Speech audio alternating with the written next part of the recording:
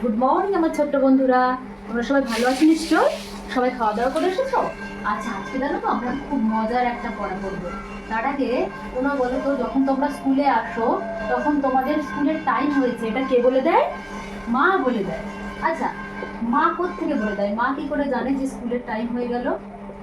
হ্যাঁ, ঠিক বলেছো, মা কিন্তু ঘড়ি দেখে বলে দেয়। আজকে কিন্তু তাহলে আমরা এভাবে কিভাবে মা ঘড়ি দেখছে সেটা কিন্তু আমরা জানবো, আর আমরা নিজেরাও ঘড়ি দেখতে পারবো, আমরা নিজেদের কাজ নিজেরা করতে পারবো, কখন আমাদের স্কুলে যা আসা উচিত, কখন খাওয়া উচিত, কখন ঘুমানো উচিত, এগুলো কিন্তু সব আমরা জানতে পারবো। আচ্ছা, তোমরা বলো তো, সকালবেলা তোমরা কখন ঘুম থেকে ওঠো?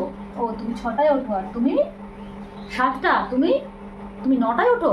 9টায় কিন্তু ঘুম থেকে ওঠা কখনোই উচিত নয়। আমাদের সকলের উচিত সকাল 6টায় ঘুম থেকে ওঠা আর একদম 10টার সময় ঘুমোতে যাওয়া। এগুলো তোমাদের মেনে চলতে হবে, আর এগুলো মানতে গেলে তোমাদের সবার আগে যেটা জানতে হবে, তোমাদের কিন্তু ঘড়ি দেখা শিখতে হবে। তাহলে চলো আজকে আমরা ঘড়ি দেখাই শিখবো, আর ঘড়ি বিভিন্ন অন্যান্য বিষয়গুলোও জানবো।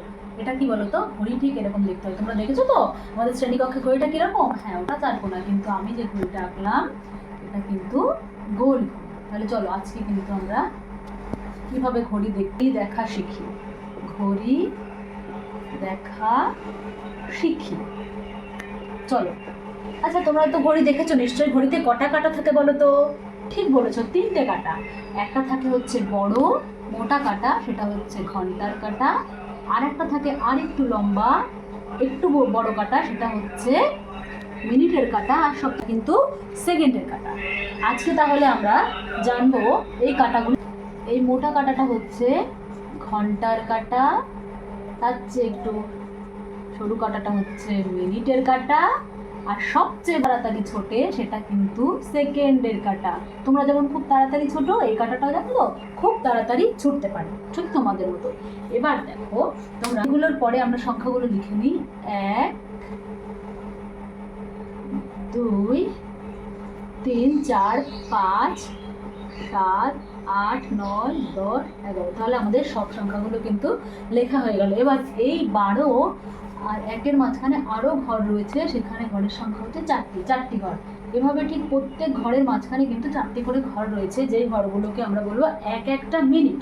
অর্থাৎ 12 থেকে যখন তোমরা 1-এর ঘরে যাবে তখন মাঝখানে যে 4টে ঘর আছে সেটা হচ্ছে 12-র পর 1 মিনিট, 2 মিনিট, 3 মিনিট, 4 মিনিট।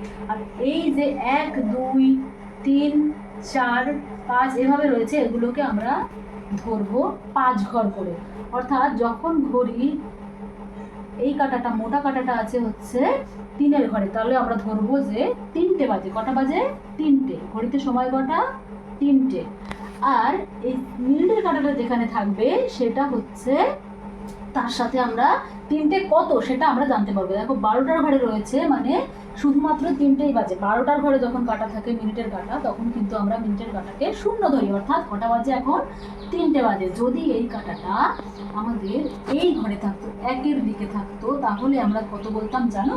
তাহলে বলতাম 12টা পরে পার করে ক ঘর এসছে? 1 ঘর, 2 ঘর, 3 ঘর, 4 ঘর, 5 ঘর। তাই আমরা বলবো 3টে 5, 3টে 5 বাজে। ঠিক আছে, 3টে 5 বাজে বা 3টে 5 মিনিট।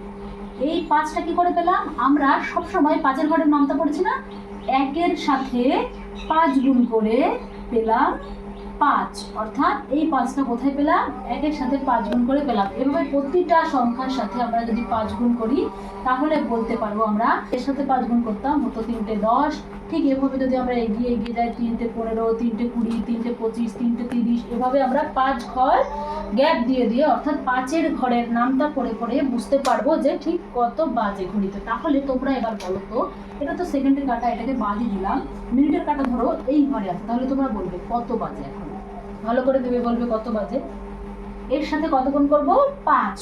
একদম ঠিক বলেছো। তাহলে 6-এর সাথে 5 গুণ করলে কত হয়? 5 6 30। তখন আমরা বলতে পারবো বাজে ঘড়িতে 3টে 30।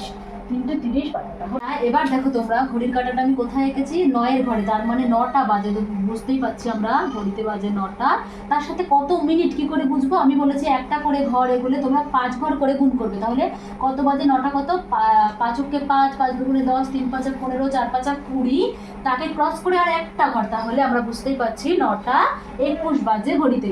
আমরা তাহলে এভাবে ঘড়ি দেখা শিখলাম। তো আজকে যেহেতু আমরা প্রথম শিখলাম, তাই আমরা আস্তে আস্তে শিখে যাব। ঘড়ির বিষয়ে আরও অনেক কিছু জানার আছে আমাদের, এইটুকু ক্লাসে তো সম্ভব নয়, আমরা পরে আস্তে আস্তে জানবো। তাহলে আজকে আমরা কি শিখলাম, ঘড়ি দেখা। তাহলে এবার আমরা নিজেদের কাজ নিজেদের টাইমে করতে পারবো তো? আচ্ছা বেশ, তাহলে আজকে এটুকু।